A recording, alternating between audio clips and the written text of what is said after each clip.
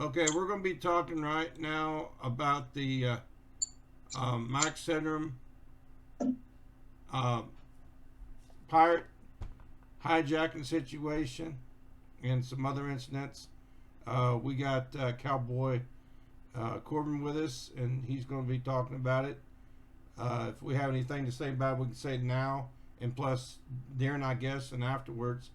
But we're going to go ahead and explain, play this video, and you can watch it. This was 1987, and it was also referencing Clutch Cargo, which was a cartoon back in the 1960s. Then the defense, which hadn't put up a sack in 12 quarters, finally did. Perhaps the most popular TV hijacking is the Max Headroom incident. It's likely you've seen it before. A man dressed in a suit, sunglasses, and most notably a Max Headroom mask. Max Headroom was a fictional character advertised as the first computer-generated TV presenter. He first appeared in his own movie before the character got his own TV program. Popular back in the mid-80s, it's likely most everyone instantly recognized the mask when on November 22nd, 1987, a sports segment on WGN-TV was abruptly hijacked. This being what appeared on the screens of thousands.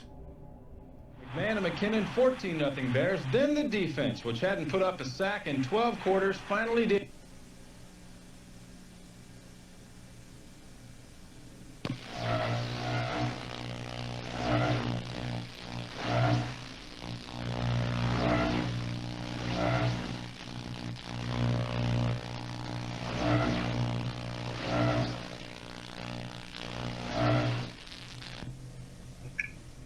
The hijacking lasted a total of 17 seconds before engineers at WGN were able to regain control of the broadcast tower by switching to a backup frequency.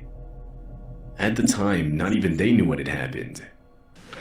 Well, if you're wondering what's happened, so am I. Actually, the computer that we have running our news from time to time took off and went wild. So what we're going to do is start over from the top with the Bears and tell you once again about the 30-10 victory they had over Detroit today out at Soldier Field. We'll show you from the top and show you again. The video itself shows the man in the Max Headroom mask swaying erratically, all while the background rotates from side to side. This is seemingly to recreate the look from the actual Max Headroom show, which features a similar background. During the hijacking, a distorted buzzing sound can be heard. Only the visuals were successfully hijacked. However, on that same day, a few hours later, a different station, WTTW, was also hijacked by the same group. And this time there was audio. You should hook up with the old ones of your tribe. That is the only way to learn. I'll get you a hot drink, miss. Some dry clothing. Because he's a prickly nerd. I think I'm better than Chuck Swirsky. Working with oh, Jesus.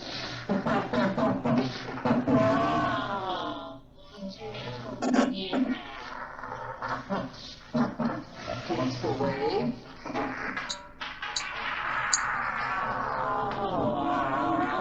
Your love is fading.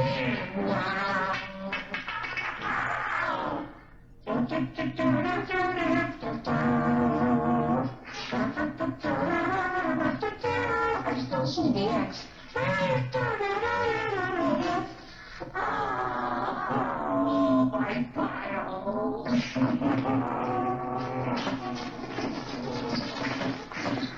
Oh, I guess they're a giant masterpiece for all the greatest world newspaper nerds. They're coming to get me. This second incident lasted longer at about 90 seconds. This is because no engineers were on duty at the time, meaning no one was there to quickly switch to a backup frequency. The motive behind the interruption is unknown, as there isn't really ever one clearly established, even with audio. Many suggest the man was simply rambling on, saying any nonsense sentence that came to mind. However, others think differently. I think I'm better than Chuck Swirsky. The man mentions Chuck Swirsky, who was a TV reporter employed by WGN. At one point, the man also begins humming the tune to Clutch Cargo, a cartoon that aired on WGN. He followed this with, "I still see the X." This is possibly a reference to the last episode of Clutch Cargo aired on WGN, titled Big X. I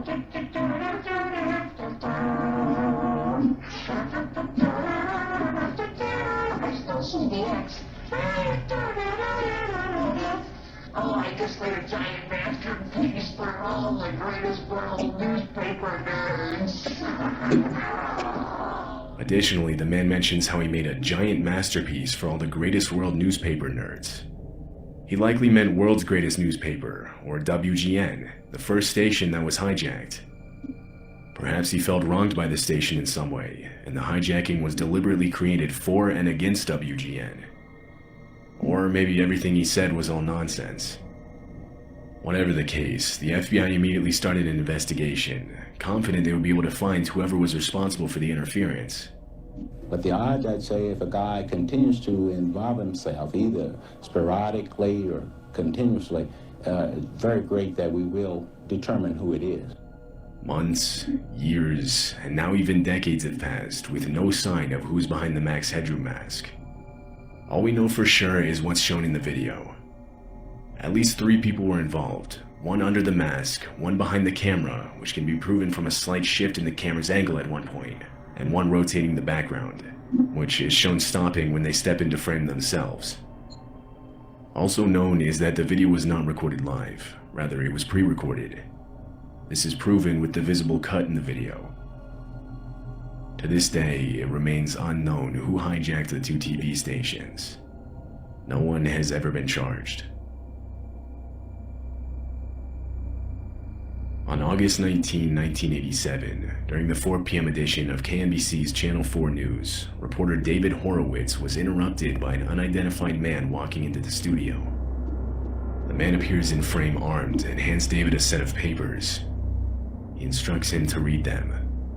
And without another option, David calmly does what he's told. Pardon me? What is this? Let me see what it says. All right. He's got a gun to his back. All right, well, let me read this. Folks, we have someone on the set who's standing here and would like me to read this copy which was just handed to me. You want to tell me your name or not? What is it? And Gary, where are you from? The video was then taken off the air and replaced with a still screen. But thousands of people had already witnessed it live, and police were immediately flooded with calls from viewers. Monitors in the studio clearly indicated they were no longer on the air, but the reporters desperately tried to convince the man he was still on. He believed them and continued to let David read. I was warned in 1981 by someone with connections at the CIA to stay off the computers, that they didn't trust people on computers. When I began receiving disturbing calls from my parents, which led me to believe that something terrible was going on, I was then forced into a mental hospital in Tallahassee, where I learned that my brother-in-law had been driven insane in the same manner that someone was trying to do to me. After minutes of this, David finally finishes reading the statement, at which point the man sets down his weapon, and it's revealed that it was only ever an empty BB gun. Police entered the studio and immediately arrested the guy. He was Gary Stolman.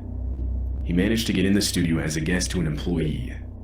His father, Max Stolman, would sometimes work for KNBC as a reporter. Once inside, Gary waited for the channel to go live before walking into frame.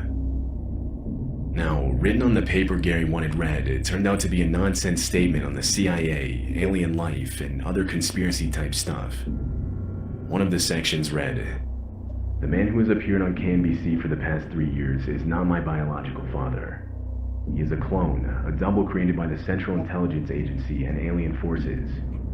It is only a small part of a greater plot to overthrow the United States government and possibly the human race itself." Gary was sent to a county jail as he awaited trial. He was found mentally ill and was arranged to get the help he needed. His father later made a statement on the incident, reading, "I do have a sick son. He has been hospitalized a number of times. I'm just thankful he wasn't shot." In July of 2007, WJLA, a TV station in Washington, D.C., was abruptly interrupted from its regular programming. Everything was going as usual, when all of a sudden the screen went black, and without warning, this image appeared on viewers' TVs. A close-up, grainy, black and white photo of two human heads, one smiling, one not. Viewers watching live were confused and honestly creeped out. The image was unsettling, to say the least. It stayed on screen for several seconds with no movement and no sound, just the image, before abruptly disappearing and returning to the station's regular programming. Many viewers called the station and made posts online trying to get answers. In response, the cable company ended up releasing an official statement on the incident. They claimed the image was a still frame from an advertisement for the Oprah Winfrey Show that was scheduled to play later on. Basically, they reasoned that their system somehow glitched in showing the still frame. This explanation left people skeptical. Many searched but found no Oprah Winfrey advertisement showing anything resembling the still frame. It's widely believed the explanation was a cover-up for a successful hijacking of the station. Although, if this is the case, whoever's responsible for it is not identified. Viewers that had footage of the incident found that after posting them online, they were mysteriously getting taken down. There are no surviving videos left on the internet today, and so footage of the incident is now being treated as lost media. The only remaining evidence is this picture of the still frame that was shown. It's January 3rd, 2007. The Australian broadcast channel Channel 7 is broadcasting a rerun of an episode of the Canadian television documentary Mayday. At one point during the documentary, the audio suddenly cuts out and is eerily replaced with constant looping of a man yelling the words, "Jesus Christ, help us all, Lord." The visuals remain unchanged. It was only the audio that was affected. One viewer witnessing this pulled out his camera and began recording the strange audio.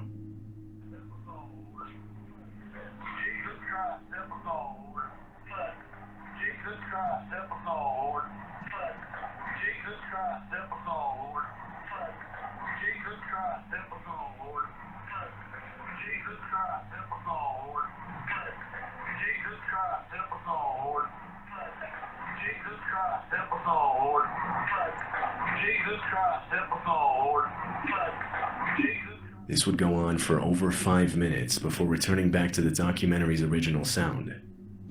The viewer wrote, "I was channel surfing and heard this weird sound being repeated. It caught my attention as it was very odd, a bit creepy. I thought it was some kind of subliminal message, or that someone must have hacked in. I tried ringing the station for several minutes, but they never picked up." After gathering enough attention, a spokesperson for the network would make a statement.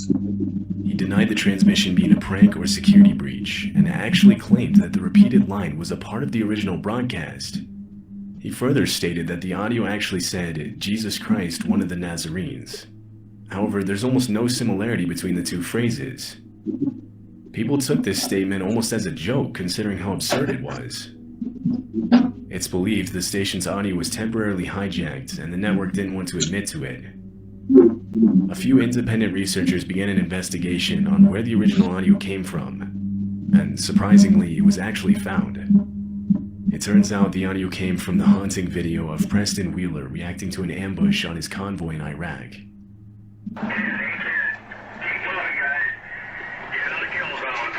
Jesus Christ, help us all, Lord.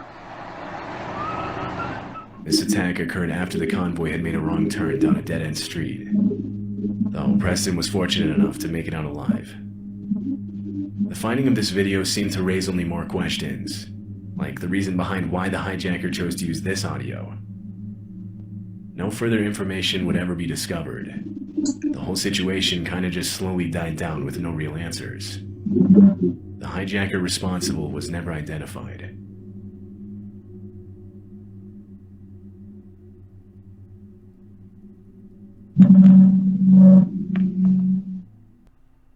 Okay, we're going to be following up on this Max Headroom signal hijacking. We're going to be going through this to further clarify it. And we're going to be starting out right now.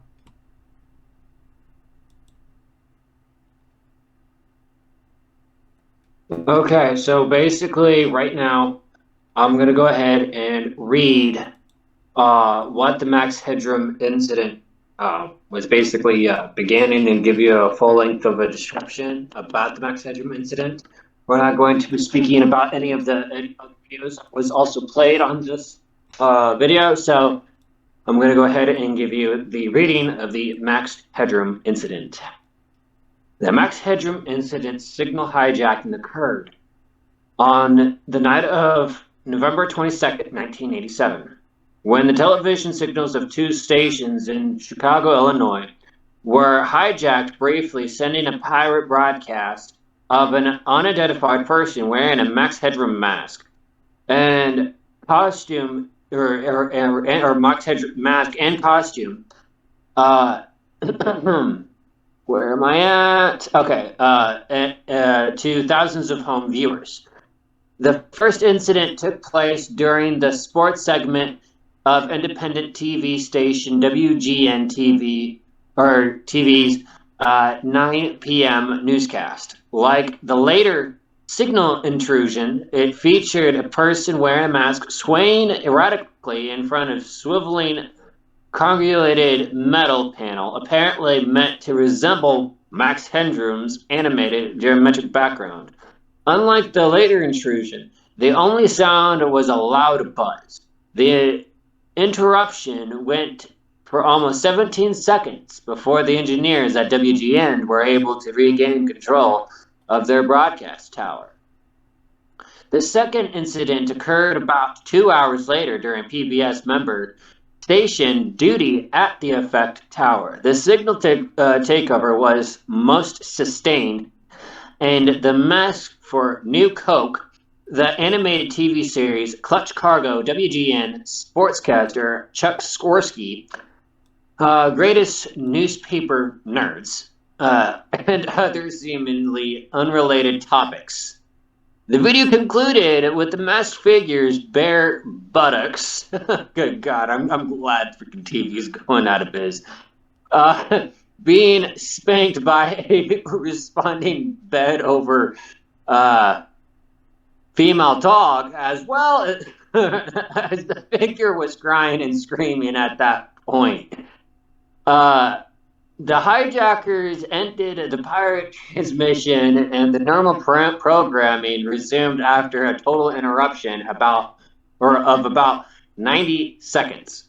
A criminal investigation conducted by the Federal Communications Commission, the FCC, in the immediate aftermath of the intrusion could not find the people responsible, and despite the unofficial inquiries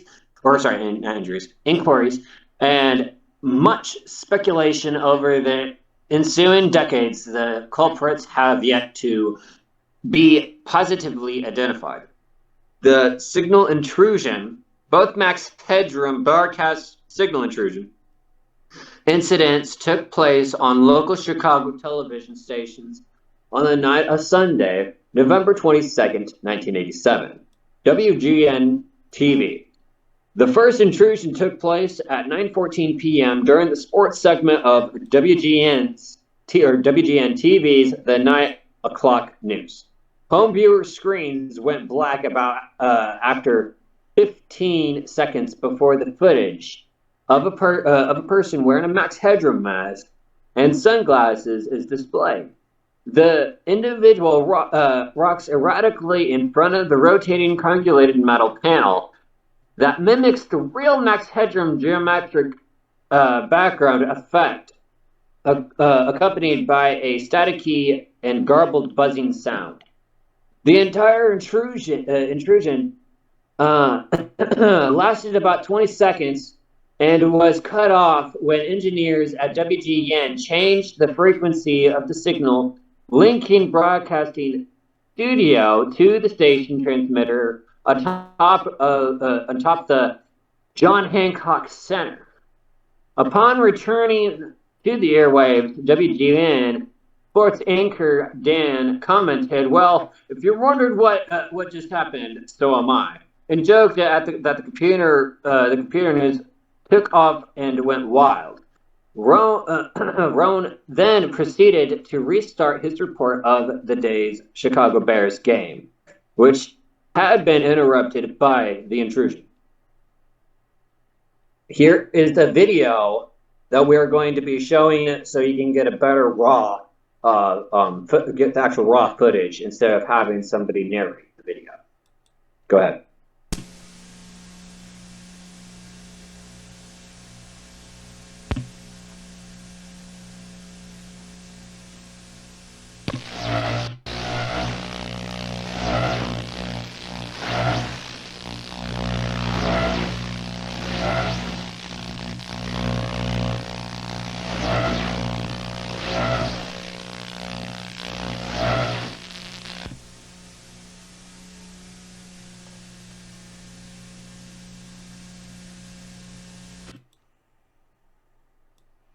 Okay, now we're going down to the WTTW. Okay, it is so that same night, about 11:20 p.m., the signal of local PBS station WTTW was interrupted during an airing of the Doctor Who serial Horror of the Fane Rock. The culprit was the same Max Headroom impersonator, this time speaking with distorted audio. The masked figure made a comment about nerds, called WGN sportscaster Chuck Skorsky a freaking liberal.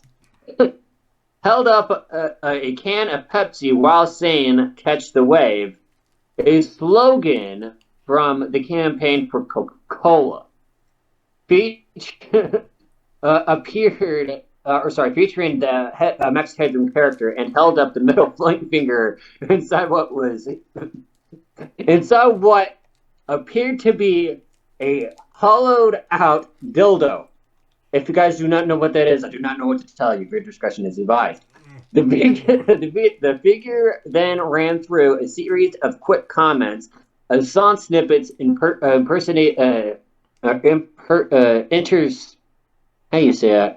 interspersed with excited noises and exclamations.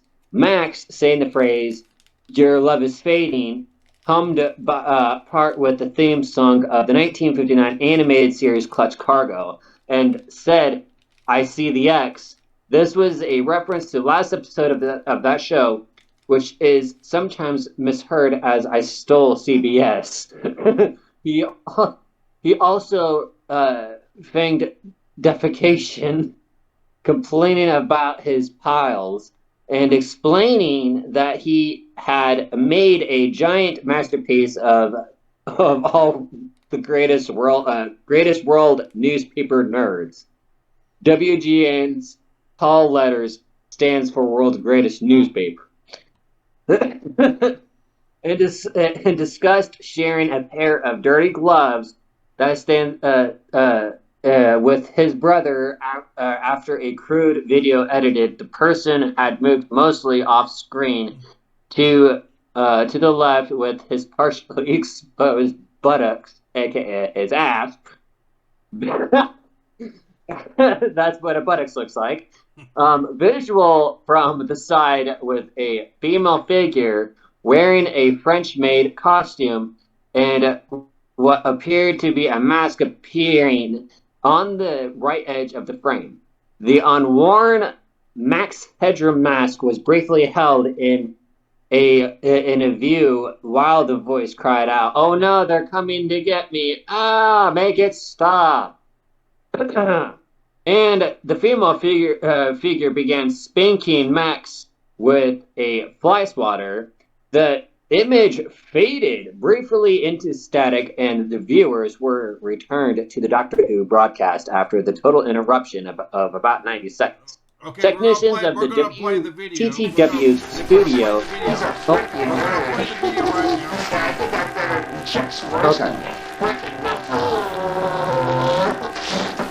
Jesus.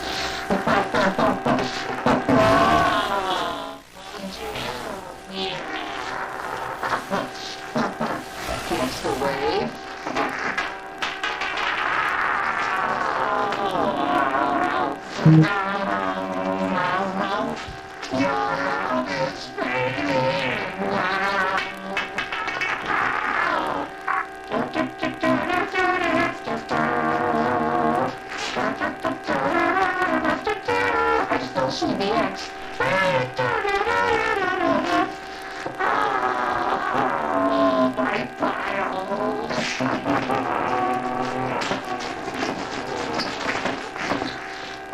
just lit a giant masterpiece for all the greatest world newspaper nerds.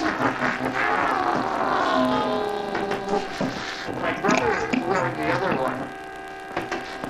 But it's dirty. It's been put my time off.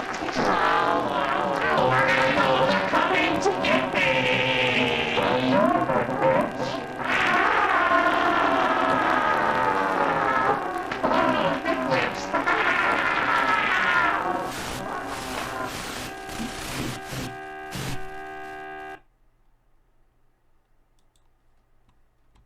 Okay, so basically that was the video. Video discussion advice. I've already stated this. So where are we now?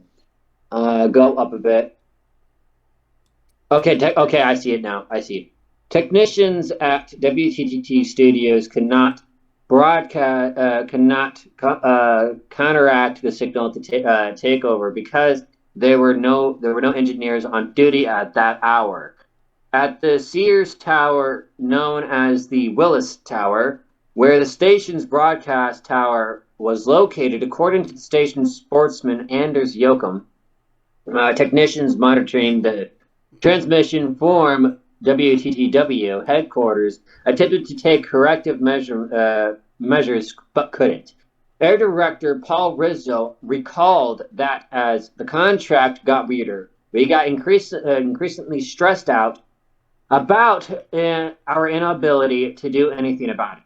The power broadcast ended when the hijackers literally ended their transmission. By the time our people began looking into what was going on, it was over, said Yoakum. WTTW received numerous phone calls from viewers who wondered what had occurred. The methods and investigations. The the broadcast intrusion was achieved by sending a more powerful microwave transmission to the station's broadcast tower than the stations were sending themselves, which was a difficult task in 1987, but was possible before American television stations switched from analog to digital signals in 2009. Experts have said that the stunt required extensive technical expertise of a significant amount of transmitting power, and that the power broadcast likely originated from somewhere in the line of sight of both stations' broadcast towers, which were atop of two tall buildings in downtown Chicago. Actually, I can see where he possibly could have done it at too. No one has ever claimed responsibly for the stunt, speculating about the identifies of Max and his co-conspirators has entered on the theories that the prank was either an inside job by disgruntled employee or former employee of WGN, or was carried out by members of Chicago underground hacker community. However, despite an official law enforcement investigation in the intermediate aftermath of the incident and many unofficial investigations, queries, and online speculation in the ensuing decades that identifies the motives of the hijackers remain a mystery. Soon after the intrusion, an FCC official was quoted in the news reporting that perpetrators faced a maximum fine of $10,000 and up to a year in prison.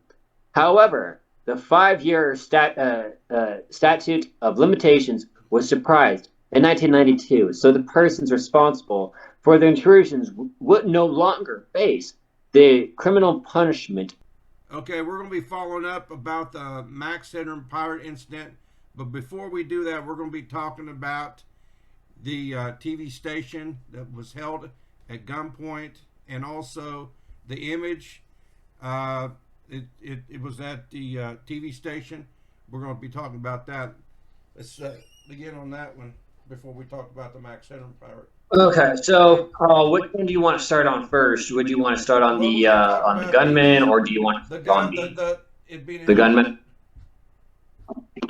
Okay, so the gunman, supposedly, the way that I was like I was kind of like, kind of spooked for a second because I didn't quite understand it until after everything was all said and done. Basically, the guy went to a mental hospital literally after the incident went down. He went to jail for what was it, like a week or something like that, until he went on to trial.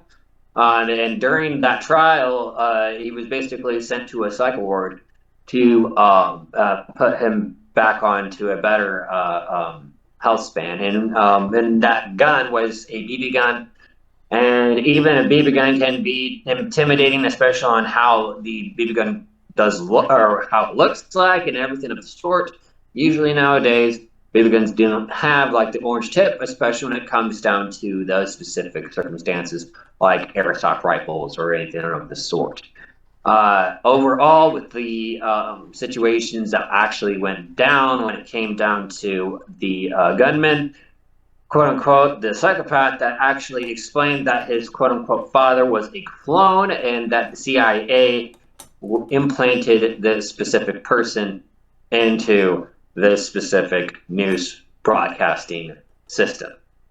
And I think that was just like, completely out of like, you hear all this type of conspiracy theories and all of these different types of,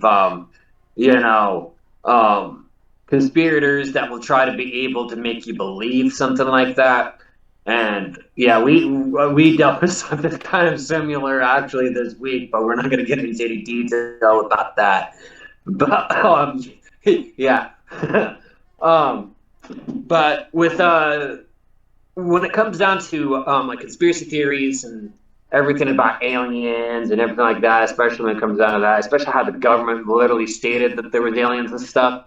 I mean, this was 1987. I mean, the thing is that they didn't really have much intellect of intel. I mean, they did about UFOs, but there were just theories. They were not like all deep dive, beam me up, Scotty type of deal, But the next one we're also going to be talking about will be the video of this picture that kind of gave me a I can't think of the name of it on the top of my head, but there was like specific games that actually came out like I think a couple of years ago or last year, something like that. And I think that Markiplier, shout out to Markiplier, actually did some videos of the specific games. I'm pretty sure it's called RGB. I'm not for sure what it's called, but that's what kind of gave me, kind of reminded me of. And I'm like, okay, yeah, this is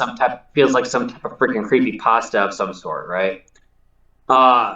And when it comes down to that specific situation, I'm kind of surprised that is actually considered to be real because I've never really thought that could actually happen, especially in 2007. I'm pretty sure it was 2007, if I remember correctly. It's 2007 or 2011, either one. Even then, that is very surprising to even see on the news. In seeing that, and if there is anybody out there that is actually from that specific location that you see on the video, and if you guys remember that, please leave a comment down below. Leave a like, share, and comment on that. And please subscribe to DF2 Studios, and including my channel called Cowboy Corbin. I actually do music over there, and I'm also going to be posting this video also on my channel as well. So basically, after that, now we're going into the details of the Max Headroom incident from the follow-up from that. But before we do that, I want to see if Mark has any type of information that he would think what he would be or how he would react to it. What do you think, Mark? What do you think exactly? Well, actually, I seen that one image, and I also seen the one, but the Max Headroom pirate incident, I've known about this for quite some time, and back when that was going on, back in the 80s, I don't actually remember that incident because it wasn't really. I don't think it was really they put it on national news at that time. That I didn't really see it. I didn't find out about that until later. About the Max Headroom pirate. But according to what it said, it made a lot of news. There's a lot of stuff that that was on the news at that time that you can't find on the internet now. That I'm surprised that they were able to tape the Max Headroom pirate, because there's another incident back in those days I can't talk about now because I'm still looking into it, that we could talk about after this. I'll tell you about it. What I have to say when it comes down to the Max Headroom incident, because I have actually took a deep dive, honestly, from Mark, yours truly, because he actually got me into this about a couple of years ago, and I watched a video on a channel called Wang. We both actually watched it before, and I actually subscribed to that channel. And he also does all different types of lost media and everything of the sort. And there was that specific video that I think it was called, I think it kind of reminded me of RGB or whatever it's called. I can't think of it on the top of my head. And it was like a video, like kind of like videotaping, like, you know, like a VCR type of stuff. That's what kind of gave me like static. And then you see like different types of faces and static and stuff like that, especially if you're like ghost hunting or anything like that. What kind of gave me the vibe of, or the Markiplier video games that Markiplier has played in the past. I think it was last year that he played it. The Max Headroom incident. Now I can actually give out a lot of information, and I can tell you where to go. I'm not going to give you we're not going to give you the website, because all you need to do is really look up the Reddit, and you should just look at Max Headroom incident and put in basically Reddit, and you should be able to find it. Basically, down to the nitty-gritty of it, the Max Headroom incident, there was this man back in 1987, basically went to Pizza Hut with these three people. They were both brothers, and there was also one of the brothers' his girlfriend, and one was named Jay, and another one, I'm pretty sure was named C. I'm not for sure. I don't remember on the top of my head. But all I know is basically the juicy details of what it was. The guy actually went into these guys' apartment, and there was a lot of computers, wires, and all different types of stuff that you basically would see in a college dorm room. Like if you were gaming, like under today's standards, but like this is 1987, okay? This was way before Windows 95. This was way before anything of that specific OS operating system was ever developed. So this is actually, for how they hacked, was actually extremely impressive. It kind of, like, if you really want to take it into consideration, it also gave me a kind of a feel of Bueller's Day Off. You know, if you remember Bueller, you know, Bueller, you know. I think I know what you're. And how he was able to hack into. I think I know what you're referring to, because I think I know what you're talking about, because I think you stumbled upon the same thing I was talking about, because they were talking about, there was people that thought they knew who it was because they found some video equipment, and you must have watched another video. Mm-hmm. I think I've seen the same thing that you're talking about. Yeah, he explained something along those lines, and that's basically, I even read the whole article on Reddit myself, and it's a very interesting article, actually, very, very interesting article. But like when it comes down to Bueller's Day Off, how he was able to hack into the freaking the school grading things and everything, and now he was able to literally change his grades because he hasn't been home for like however long and stuff, and he literally took his whole day off, literally, like not even when freaking summer starts up, and literally crashes a car, etc., etc. I'm not gonna give any more spoilers than that. If you guys never watched it, then you guys probably have been living under a rock. But overall, I honestly think this these videos and these hijackers are, with the type of technology they had, that's extremely impressive. Especially, this was even before freaking Game Boy. This was during the NES era. Okay, this is when people were playing freaking Super Mario Brothers 3 on freaking Nintendo. Okay, the original Nintendo, the box Nintendo. Okay, this is after Atari. This is before SNES ever came out. Like, this is before Sega even thought about coming out. Yeah, this is something that was extremely impressive, especially for that. And I'm sorry, I have to praise these guys. I honestly have to, because they never got caught. They never were identified. There was no identification of who these guys really were.